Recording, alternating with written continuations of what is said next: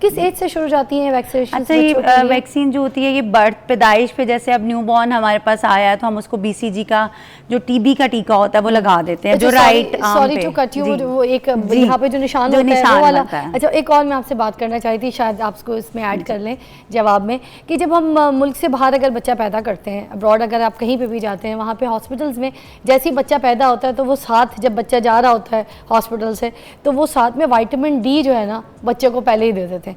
यहाँ पर ऐसा कुछ नहीं है, ये कोई ऐसा नहीं है सीन कि बच्चा पैदा किया तो उसके बाद जो ऐसे कोई विटामिन या ऐसे कोई शॉर्ट्स या कोई चीज़ बच्चों के लिए आप प्रिपेयर करें और बच्चे की पैदाइश के साथ ही दे दें। वहाँ पे तो विटामिन D बच्चों को पहले ही रेकमेंड कर दिया जाता है पैदाइश के फ़ौरन साथ। अच्छा फिज़ा, आप यहाँ पे भी हो गया है कि जैसे अभी हमारे पास न्यूबॉर्न आया है, अगर फर्स्ट डे पे ही आया है तो हम उसको एडवाइस कर देते हैं कि विटामिन D के ड्रॉप्स आपने डेली लेने हैं और आपने 2-3 मंथ्स ये ड्रॉप्स बच्चे को लाजमी देने हैं। अच्छा, तो ये अब रिकमेंडेड है, अब ये यहाँ पाकिस्तान में भी रेकमेंड। और ये क्यों ज़रूरी था विटामिन D, ये लोगों को पता है ना? देखें, मेरी ऐसी बहनें हैं जो बहुत दूर देहात में रहती हैं, आपको पता है लख्ते जिगर सब माओ के लिए एक जैसा ही होता है, चाहे वो बहुत अमीर है, चाहे गरीब है, चाहे जिस तरीके की भी हैं। जिनका लख्ते जिगर है वो, मैं कहती हूँ सबसे ज़्यादा पैसा दौलत सब चीज़ों से कीमती उनके पास उनकी औलाद है। ऐसे ही है, ऐसे ही। और माएँ सब सांझी होती हैं, तो उनको पता चलना चाहिए ख़ास तौर पे कि उन्होंने अपने बच्चों के लिए कौन कौन से विटामिन्स और कौन कौन से ऐसे मिनरल्स, कौन सी ग़िज़ाएँ, कौन सी वैक्सीनेशंस जो है वो उनको स्पेशली देनी है ख़ास तौर पे बचपन में। तो ये उर्दू वाली ज़बान में जो हम एक तो इंग्लिश में बोल रहे हैं, थोड़ा सा उर्दू वाली ज़बान में भी समझा दीजिएगा कि विटामिन D क्यों ज़रूरी है और ये विटामिन D है क्या उनके लिए? अच्छा, एक तो मैं आपको ये बता दूं कि जैसे आपने कहा ना पेरेंट्स का, बड़े बच्चे बहुत एक इम्पॉर्टेंट चीज़ होती है हमारी लाइफ का, उसके बगैर तो हम कोई चीज़ अपनी कंसीडर ही नहीं कर सकते।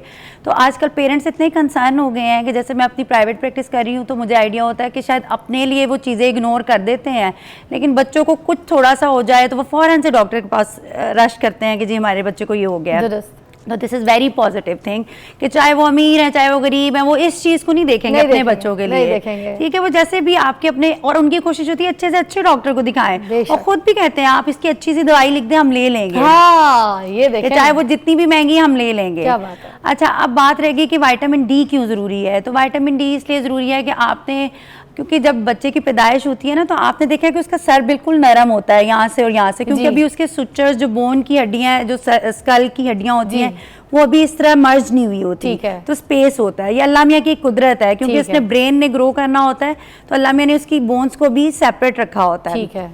तो आप विटामिन D इसलिए देते हो बच्चों को कि उनकी अभी बोन बहुत सॉफ्ट होती हैं, तो बोन की ग्रोथ के लिए देते हो।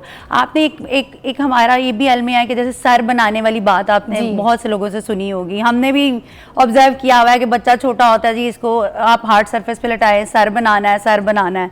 तो vitamin D is the most important part in making sir बनाने। ठीक है, आपने वो चीज़ें नहीं करनी, वो चलें, वो मिथ्स हैं जो हम अपने बड़ों से सुनते आ रहे हैं कि जी नीचे लटा दे, कोई रेत का पिल्लोज बना दें। हाँ, मगर इसका मेन ये है कि विटामिन D ये पर्पस के लिए काम होती है, उसके हेड शेप के लिए, उसकी बोन्स की ग्रोथ के लिए।